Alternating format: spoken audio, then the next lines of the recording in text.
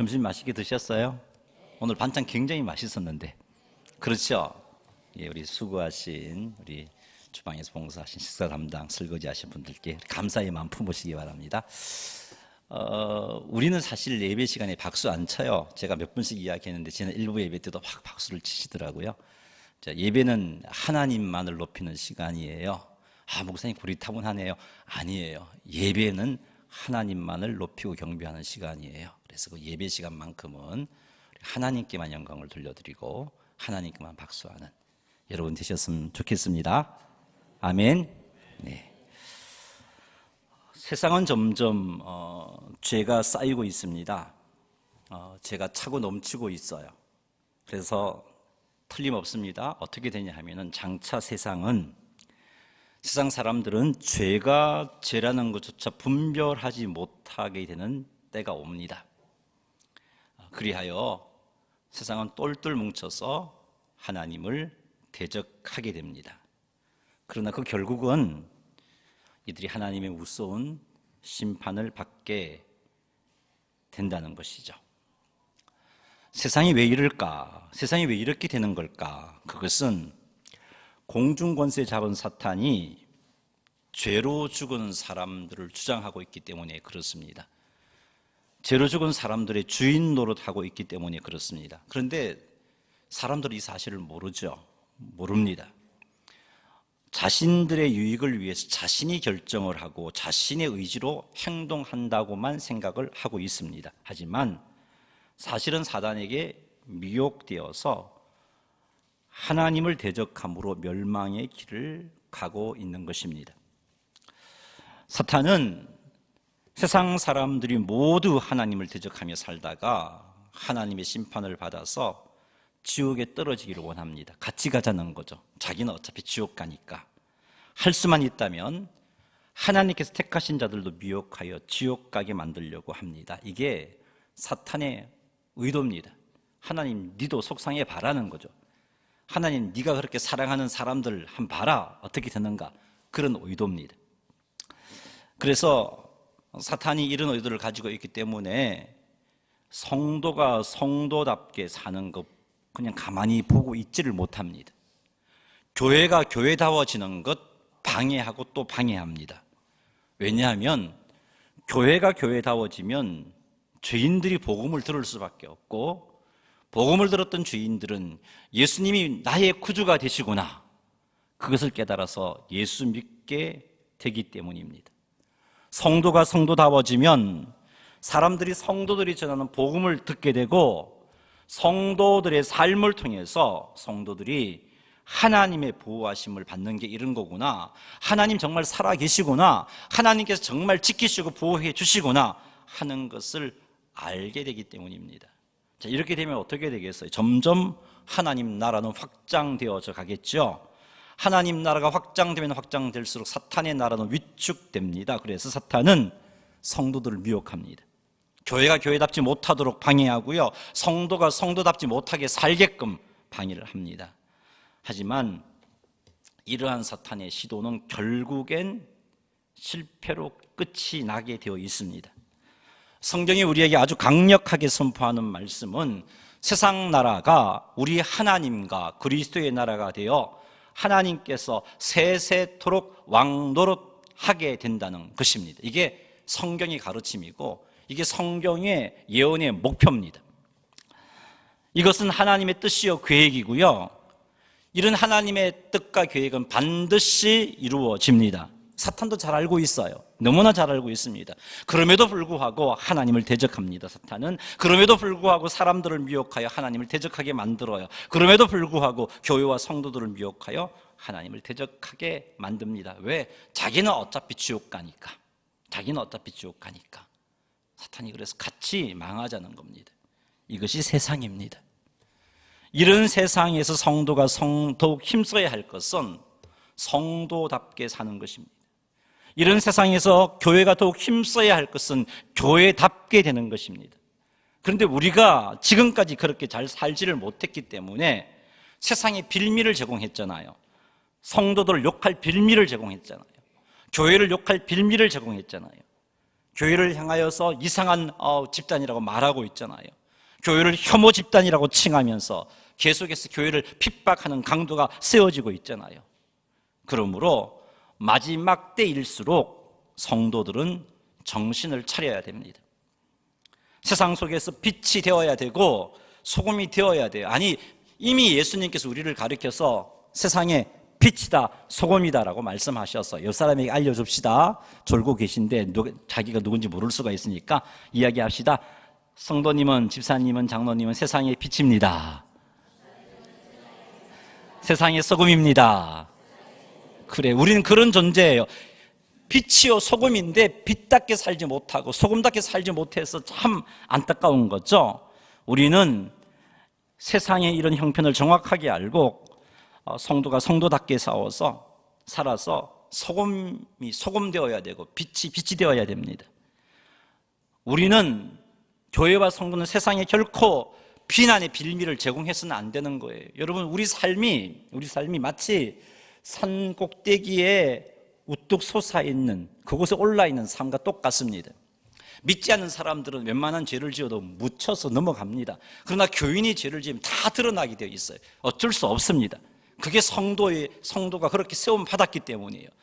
그렇게 높이 서 있는 우리가 말 한마디 잘못하고 행동 하나 잘못할 때 세상은 그것을 빌미 삼아서 벌떼와 같이 일어나서 우리를 정죄하고 손가락질하고 혐오 집단으로 만들어 버리고 있는 것입니다. 그러기에 우리는 더욱더 선한 행실로 세상에 빌미를 주지 말아야 되고 오히려 세상에 도전을 줘야 되고 감동을 줘야 됩니다. 여러분, 초대교회가 그랬잖아요. 예루살렘 초대교회가요 그렇게 살았잖아요. 모든 사람들이 교회에 적대적이었습니다. 그런데 그들은 세상에 감동을 주었습니다. 그들은 세상에 하나님을 비추어 주었습니다. 그러니까 처음 분위기는 교회에 대해서 안 좋은 마음을 가졌고 안티 크리스찬들이 가득했던 그곳이지만 결국은 그들이 입을 열어서 교회를 칭찬했습니다. 자기들과 다른 모습 때문에. 그래서 시집 장가갈 때 예수 믿는 아내를 얻으려고 그랬어요. 세상과 구별되는 거룩함이 있으니까. 예수 믿는 남편을 얻으려고 그랬어요. 초대교회 때는. 그게 성도의 삶입니다. 우리는 더욱더 선한 행실로 세상에 도전을 주고 감동을 주어야 합니다. 마지막 때가 될수록 여러분 아셔야 돼요. 세상은 더욱더 악하여집니다. 오늘보다 내일 더 악하게 되어 있습니다. 세상은 똘똘 뭉쳐서 성도와 교회를 핍박할 겁니다. 하나님을 대적할 겁니다. 그럼에도 불구하고 염려하지 않을 수 있는 것은 예수님의 약속 때문이죠. 누가복음 21장 17절 18절 읽어보겠습니다. 또 너희가 내 이름으로 말미암아 모든 사람에게 미움을 받을 것이나 너희 머리털 하나도 상하지 아니하리라. 예수님의 약속이에요. 세상은 악해지지만 성도는 머리털 하나 상하지 않도록 하나님이 지켜주십니다. 세상이 점점 악하여지는 시대를 살고 있는 사남전도회가, 세상이 점점 악하여지는 시대를 살고 있는 성도들이 어떻게 살기를 하나님께서 원하시겠습니까? 구원받은 성도들이 마지막 때를 어떻게 살아가야 할까요? 마지막 때일수록 더욱 빛을 발해야 되고 더욱더 소금의 역할을 해야 되는데 그렇게 하려면 어떻게 해야겠습니까? 오늘 로마서 13장 말씀을 통해서 점점 악하여져 가는 마지막 때에 성도들이 어떻게 하면 빛이 되고 소금이 되는지, 하나님께서 원하시는 삶을 살 수 있는지 그것을 한번 살펴보도록 하겠습니다. 먼저 로마서 3장 11절 읽어보겠습니다. 또한 너희가 이 시기를 알거니와 자다가 깰 때가 벌써 되었으니 이는 이제 우리의 구원이 처음 믿을 때보다 가까웠음이라. 아멘. 여기 보니까 너희가 이 시기를 알거니와 라고 이렇게 우리말은 번역했는데 이것을 원문에 충실하게 번역을 해보면 이렇습니다. 그 시기를 알고 이것을 행하라. 자, 이 번역이 제 혼자 번역이 아니고요. 영어 성경에도 이런 번역을 많이 하고 있습니다. 자, 이게 NIV 영어 성경입니다. And do this, 이것을 행하라는 거죠. Understanding the present time, 현재를 알고서, 이 시대를 알고서 행하라는 겁니다. 자, 이 말씀에서 우리가 마지막 때를 살아가야 할 성도들이 힘써야 할 것이 무엇인지 알 수 있는데 그것이 뭐냐? 첫째는 지금이 어떤 때인지 알아야 됩니다. 내가 살고 있는 이 시대가 어떤 때인지 알아야 돼요. 내가 살고 있는 이 시대가 어느 시점에 서 있고 세상에 어떤 모습으로 서 있는지 우리는 인식하며 살아가야 되는 겁니다. 지금이 어떤 때입니까? 사탄이 제 때가 얼마 남지 않은 줄 알고 발악하는 때입니다. 우리의 구원이 처음 믿을 때보다 더 가까워졌다는 것은 어떤 말이냐면 우리의 구원이 가까워졌다는 것은 그만큼 세상이 더 어두워졌다는 의미입니다. 지금이 이런 때라는 것을 성도는 알고 있어야 돼요. 더 어두워졌습니다. 물론 어두워질수록 새벽은 가까워지겠죠. 어두워질수록 우리의 구원의 완성은 가까워집니다. 그러나 아셔야 돼요. 어둡다는 거죠. 어두워져 있습니다. 이 사실을 우리가 인식하지 못하고 있으면 세상에 취하여 성도들이 살게 되어 있습니다. 세상이 흘러간 대로 그냥 그것에 안주하며 모든 사람이 행동하니까 그게 죄가 죄인 줄 모르고 그렇게 흘러가는 거예요. 우리는 사탄의 의도를 알고 정신 차려야 됩니다.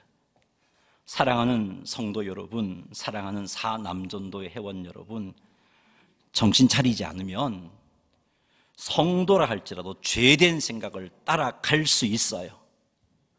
세상에 취하여 자고 있으면 성도라 할지라도 사탄이 원하는 대로 행동하게 됩니다. 왜 그러냐? 지금은 사탄이 할 수만 있다면 성도를 미혹하여 넘어지게 공격하고 있는 때이기 때문에 그렇습니다. 지금이 그런 때예요.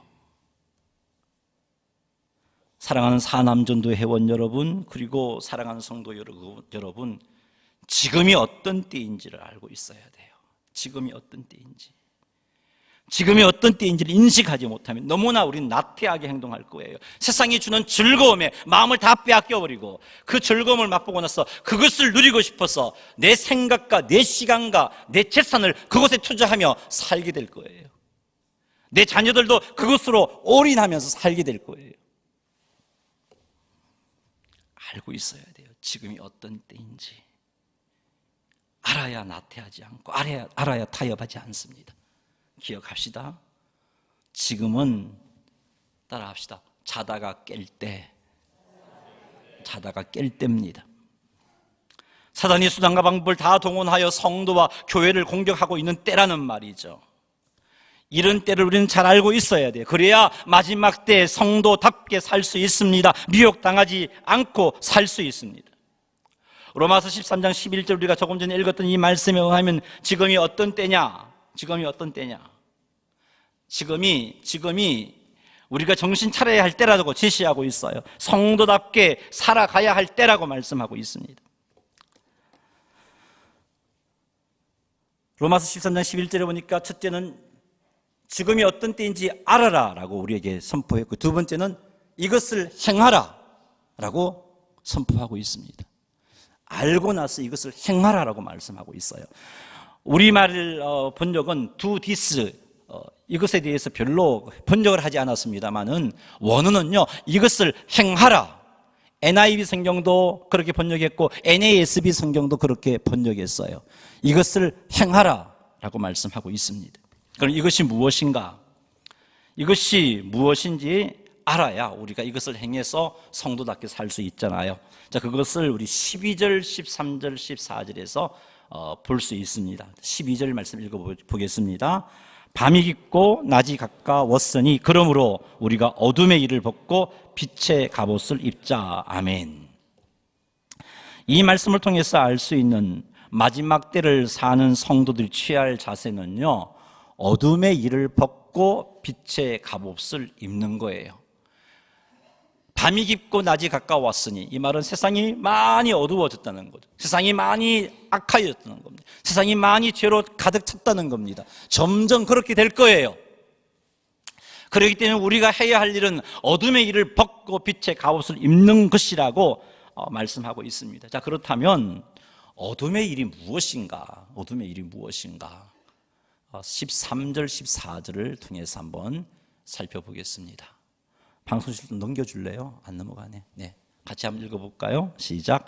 낮에와 같이 단정히 행하고 방탕하거나 술 취하지 말며 음란하거나 호색하지 말며 다투거나 시기하지 말고. 아멘. 14절도 읽어보겠습니다.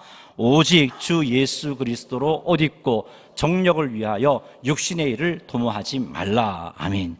여기에 어둠의 일이 무엇인가 하는 것이 언급되고 있습니다. 제일 먼저 언급된 마지막 때를 살아가는 성도가 벗어야 할 어둠의 일은 방탕함과 술 취함입니다. 방탕함과 술 취함은 여러분 성경을 다른 데서 또 읽어보면 알겠지만 따라다니고 있어요.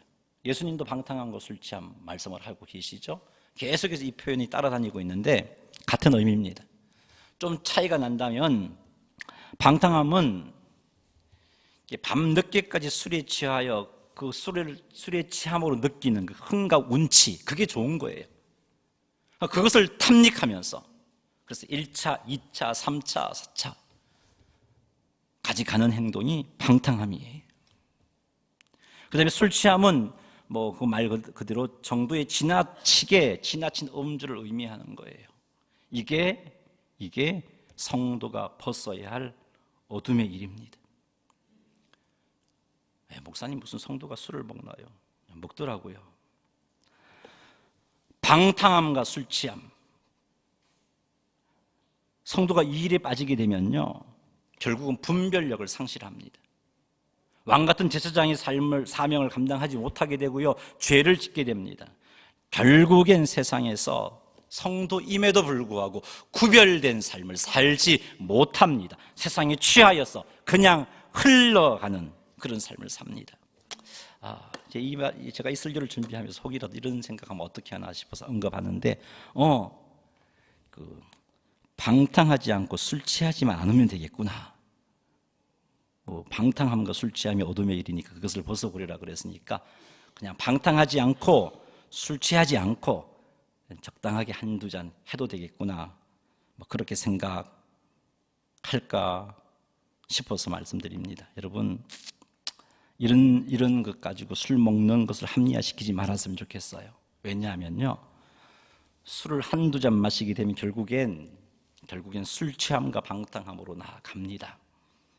그래서 잠언은 우리들에게 무엇라고 술에 대해서 언급하고 있냐면, 제가 몇 번씩 이 본문을 읽었는데도 그냥 별로 대수롭지 않게 여기시더라고요. 잠언은 술에 대해서 이렇게 말씀하고 있어요. 같이 한번 읽어볼까요? 포도주는 붉고 잔에서 번쩍이며 순하게 내려가나니 너는 그것을 보지도 말지어다. 자, 이 말은 포도주는 붉고 잔에서 번쩍인다는 것은 아주 먹음직하고 멋있어 보이고 순하게 내려간다는 맛도 있고 잘 넘어가고 그렇다는 거예요. 근데 잠언은 뭐라고 말하고 있죠? 너는 그것을 보지도 말지어다 라고 말씀하고 있어요. 자, 이 말을 갖고 목사님 보지 말라고 그랬지 먹지 말라고 그랬어요, 그렇게 생각하는 사람 없지요? 이 말은 먹지 말라는 표현보다 더 강한 표현이에요. 왜 잠언이 이렇게 말하고 있느냐? 32절 넘겨주세요. 읽겠습니다. 그것이 마침내 뱀같이 물 것이요 독착같이 쏠 것이며, 33절 또 내 눈에는 괴이한 것이 보일 것이요 내 구부러진 말을 할 것이며. 결국은 그냥 방탕할 생각은 없었어요. 술 취할 생각이 없었어요. 그냥 멋있어 보이고 또 한두 잔 건강을 위해서 먹는다고 생각을 했는데, 그래, 건강을 위해서 한두 잔 먹는 거는 바울도 먹으라 그랬어요. 디모데에게 위장병을 위해서. 이것 가지고 자꾸 합리화시키는, 그 시대는 약이 없었잖아요. 그 시대는 물이 굉장히 좋지 않았잖아요. 그 시대에는 물이 없어 포도주를 음료수처럼 마시던 시대였어요. 그러니까 그걸 좀 알고 우리가 보셨으면 좋겠어요. 그렇게 한두 잔 먹게 되면은 어떻게 되느냐? 결국은 그것이 뱀같이 문다 그랬고요, 독사같이 쏜다 그랬어요. 그 말은 술의 삼키움을 받게 된다는 거죠. 그래서 눈에는 괴이한 것이 보이고 마음은 구부러진 말을 한다는, 술에 사로잡혀가고 술에 취해갖고요, 무슨 말을 하는지도 모르고 눈에 막 이상한 것이 보인다는 거죠. 나는 똑바로 가는데 비틀비틀거리고, 나는 내 안방이라 그러고 옷 벗고 자는 전봇대에 옷 걸어놓고 잠을 자고 있고, 그런 일이 생긴다는 거예요. 34절도 한번 읽어볼까요? 너는 바다 가운데 누운 자 같을 것이요, 바다 가운데 누워 있으니까 뭐 늘 울렁울렁 돛대 위에 누운 자 같으니까 늘 붕 떠 있는 그런 모습이겠죠. 35절 보겠습니다. 내가 스스로 말하기를 사람이 나를 때려도 나는 아프지 아니하고 나를 상하게 하여도 내게 감각이 없도다. 내가 언제나 깰까 다시 술을 찾겠다 하리라. 결국은 중독기에 빠지면요, 술을 깨기도 전에 술을 찾는 삶을 살게 되고요, 이렇게 하면 결국은 분별력이 없어져요. 빛의 삶, 소금의 삶 못 살아요. 한두 잔 그것부터 허용하지 마세요. 합리화시키지 마세요. 술 먹는다고 지옥 가는 것 아니에요. 하지만 술 먹으면 거룩한 삶을 살기가 힘들어져요. 구별된 삶을 살기가 힘들어져요. 왜 우리 목사님은 저렇게 고리타분할까? 근데 하나님 말씀이지요. 세상이 아무리 바뀌어도 하나님이 우리에게 이렇게 말씀하고 있잖아요. 세상이 어두워질수록 이렇게 살아야 된다고 우리에게 도전해 주고 있잖아요. 기억하시기 바랍니다. 두 번째 벗어야 할 어둠의 일은요,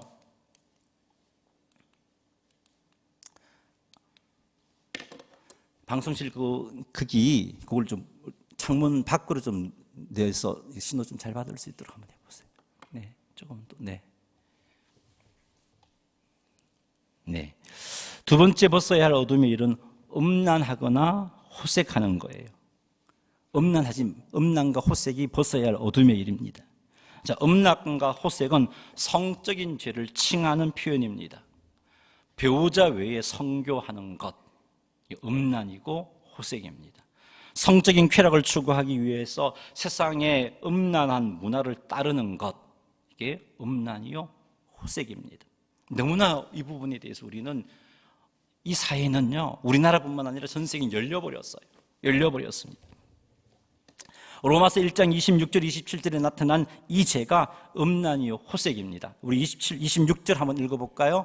이 때문에 하나님께서 그들을 부끄러운 욕심에 내버려 두셨으니 곧 그들의 여자들도 순리대로 설 것을 바꾸어 영리로 쓰며 그와 같이 남자들도 순리대로 여자 쓰기를 버리고 서로 향하여 음욕이 부릴 듯하며 남자가 남자와 더불어 부끄러운 일을 행하며 그들의 그릇 때문에 상당한 보응을 그들 자신이 받았느니라. 아멘. 예. 남자가 남자에 대해서 음욕이 일게 되고 여자가 여자에 대해서 음욕이 일게 되는 이런 행위까지도 음란과 호색입니다. 마지막 때를 살아가는 성도들은 이게 죄라는 사실을 알아야 되고요, 이런 일을 벗어야 됩니다. 이런저런 합리화로 그렇게 자기 행동을 미화시키지 마시기 바랍니다. 사랑하면 가능한 것 아닌가? 그래요, 세상에서는 그렇게 말하고 있어요. 사랑하는 사람이 뭐 성교를 갖는 게 뭐가 문제가 되냐? 인정해 줘야 되는 것 아니냐? 사랑을 말이죠. 그렇게 말하고 있습니다. 서로 합의하에 하면 그게 왜 죄가 되냐? 그렇게 세상은 말하고 있습니다. 성적인 취향인데 인정해 줘야 되는 것 아닌가?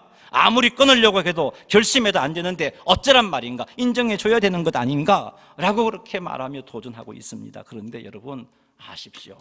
성도라면 끊어야 돼요. 끊어야 됩니다. 우리의 도움 갖고 우리의 힘만으로 안 되겠죠? 하나님의 도우심을 구하며 끊어야 돼요. 끊으려면 이것이 죄라는 사실을 인정하셔야 돼요. 간음이 죄라는 사실을 인정하셔야 돼요. 사랑하면 다 되는 게 아니에요. 하나님께서 허락하신 제도 안에서, 제도 밖에서 행하는 성교는 죄라는 사실을 우리가 인정을 하셔야 되고요, 동성애가 죄라는 사실을 먼저 인정하셔야 돼요. 여기에서부터 출발을 합니다. 그리고 하나님께 도움을 구해야 돼요. 하나님, 이게 죄인데 내가 끊고 싶어도 안 끊어지네요. 도와주십시오. 하나님께 기도하며 도움을 청해야 돼요. 안 되더라 하고 그냥 머물러 버리는 게 아니고 하나님께 도움을 청하면서 끊게 해달라고, 하나님의 능력으로 끊어질 수 있게 해달라고 기도를 하셔야 돼요. 통성의 죄도 마찬가지고 음란과 호색도 마찬가지예요. 그리고 기독교 상담을 받아야 돼요. 기도와 하나님의 도우심을 구하며 상담을 받으며 끊어야 돼요. 끊을 수 있어요. 끊어져요. 하나님 지금도 살아계시잖아요. 하나님의 권능과 능력이라면 못하실 것이 없잖아요. 끊어집니다. 그러니 안 된다 그러지 마시고, 안 된다고 합리화시키지 마시고 끊으십시오. 이게 어둠의 일입니다. 벗어버려야 할 일들입니다. 성도라면 끊어야 돼요. 세상은 점점 엄난해집니다. 세상 문화에 빠져 살면 이것이 죄라는 사실을 인정하지 못하게 됩니다. 그게 왜 죄이지? 몇 년 전만 해도 이런 간통이 죄라고 세상에도 인정을 했잖아요. 지금은요 거의 무너져 버렸어요. 그게 왜 죄이지? 자기 아내가 있고 남편이 있음에도 불구하고 애인 하나쯤 두는 것은 정상적인 것처럼 세상은 그렇게 여기고 있는 시대가 되고 말았어요. TV, 드라마, 영화들이 그런 가정의 모습들이 정상인 것처럼 우리들에게 세뇌시키고 있어요. 이제는 다 막 열려버리고 무너지고 있습니다. 그러기에 세상 문화에 젖어 살면 그게 죄라는 것을 알지 못하게 돼요. 근데 하나님은 분명히 음란과 호색과 동성애를 죄라고 말하고 있어요. 이것을 벗어버리라고 말하고 있습니다. 벗어야 돼요. 그래야 세상을 향하여 거룩한 영향을 끼칠 수 있어요. 그래야 세상을 향하여 왕같은 제사장이 되어질 수 있어요. 로마 시대가 얼마나 음란한 시대였습니까? 그런데 그리스도인들은 순결했습니다. 정결했습니다. 그럼 믿지 않는 로마 정치인들이 자기 아내, 자기 며느리, 자기 사이를 어디에서 찾았냐? 그리스도인들에게서 찾았어요. 그것 때문에 로마가 복음화 되어지는 일에 얼마나 큰 영향력을 끼쳤는지 몰라요. 여러분, 구별되어야 돼요. 구별되어야 돼요. 사랑하는 사남전도 회원 여러분, 깨어 분별하시기 바랍니다. 세상 문화에 속지 마세요. 나도 성인인데 그렇게 합리화시키지 마세요. 세상 가치관으로 합리화시키지 마시기 바랍니다. 하나님께서는 우리들에게 벗어버리라 라고 말씀하고 있습니다. 사랑하는 성도 여러분, 사남전도 회원 여러분, 음란과 호색은 어둠의 힘을 인정하시기 바랍니다. 나중에 세상이 모두가 그게 죄가 아니라고 그렇게 큰 목소리로 큰 소리로 우리에게 도전해 준다 할지라도 흔들리지 말고 그것이 죄라고 인정해야 됩니다. 그리고 이것을 벗어버리는 것이 마지막 때를 살아가는 성도의 자세인 것을 명심하고 벗어버리시는 사남전도회와 성도님들이 다 되시기를 주님의 이름으로 축원합니다. 그 다음에 벗어야 할 어둠의 일은요, 다툼과 시기입니다. 여러분, 다툼과 시기가 어둠의 일이에요. 근데 우리는 여사로 교회 안에서 다투고 시기하고 있습니다. 이것을 벗어버려야 돼요. 마지막 때를 살아가는 우리는 더욱더 힘써서 벗어버려야 돼요. 그렇지 않으면 우리는 세상에서 능력 있는 그리스도인으로 살 수가 없습니다. 교회 안에 다툼과 시기가 있으면 세상을 향하여 거룩한 빛을 발할 수가 없습니다. 오히려 세상 사람들에게서 손가락질 당하게 되어 있어요. 세상이 교회를 정죄하고 비판할 빌미를 제공해 주는 그런 행동을 하게 되어 있습니다. 다툼과 시기는 그냥 그럴 수 있는 단순한 것이 아니에요. 어둠의 일이에요. 벗어버려야 할 어둠의 일이에요. 마지막 때에 더욱더 힘써서 우리가 벗어버려야 할 어둠의 일이에요. 다툼과 시기는 성도가 성도되지 못하게 만들어요. 교회가 교회되지 못하게 만드는 것이 다툼과 시기입니다. 명심하십시오. 다툼과 시기, 벗어야 할 어둠의 일입니다. 여러분이 속했던 공동체가 힘들었던 때를 한번 생각해 보십시오. 한창 힘있게 뭔가를 주를 사랑하고 헌신하고 싶었는데 그러지 못하고 무너졌던 때를 한번 생각해 보십시오. 그 원인이 여러 가지가 있겠지만 그 원인들 중에 빠지지 않고 등장하는 게 뭐냐? 다툼과 시기입니다. 다툼과 시기는 어둠의 일이에요. 벗어버려야 마지막 때를 제대로 살 수가 있습니다. 혹이라도 내가 이 다툼과 시기에 대해서 대수롭게 생각하지 않고 쉽게 생각해서 다투고 시기하는 마음 때문에 하나님 앞에 바르게 서지 못했던 모습이 있다면 내려놓으시고 벗어버림으로 마지막 때를 잘 준비하여 살아가는 사남전도의 회원들, 사랑하는 성도님들 되시기를 주의 이름으로 축복합니다. 혹 이런 것들이 우리 가운데 있다면 성령 충만하여 성령님을 따라 행하십시오. 하나님의 도우심을 구하며 그것을 벗어버리시기를 간절히 사모함으로 하나님을 의지하십시오. 그렇게 벗어서 구별되게 사시는 성도님이 되시기를 주의 이름으로 축복합니다. 마지막으로 살펴볼 어둠의 일은 정욕을 위하여 육신의 일을 도모하는 것, 이것 어둠의 일입니다. 정욕을 위하여 육신의 일을 도모하는 것, 이게 어둠의 일이에요. 이게 뭐냐 하면은 이런 거예요.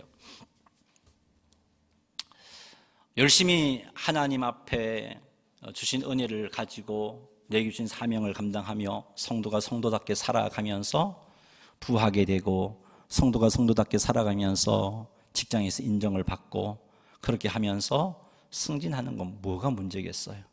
그 과정들을 통해서 하나님의 영광이 드러나게 되어 있습니다. 그런데 부하게 되는 게 목적이 되어버렸어요. 승진이 목적이 되어버렸어요. 그래서 이 부하고 싶어서, 승진하고 싶어서 마땅히 해야 할 하나님께서 원하시는 것을 등한히 합니다. 기도하지 않습니다. 교회 봉사하지 않습니다. 예배도 빼먹습니다. 왜요?